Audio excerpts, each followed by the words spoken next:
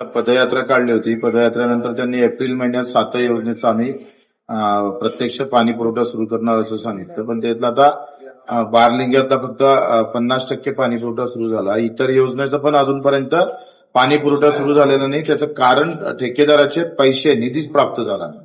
आणि निधी प्राप्त न झाल्यामुळं सगळ्या ठेकेदारांना कामं बंद केली.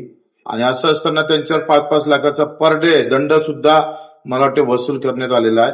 हे सगळं जरी बरं असलं तरी किमान आमच्या चिखलदरा घाटलाडकी इथे जे नळ योजनेची कुठलीही योजना चालू नाही.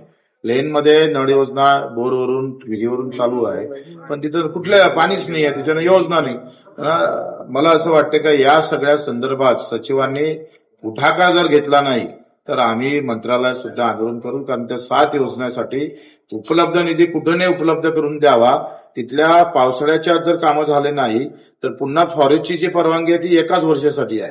पुन्हा फॉरेस्टच्या परवानगीकडे जावं लागेल. म्हणून याची सगळ्या गोष्टीचा विचार करून याला निधी उपलब्ध करून दिला नाही तर आम्ही सचिवाच्या कार्यालयात, पाणीपुरवठा सचिवाच्या कार्यालयात आंदोलन करू.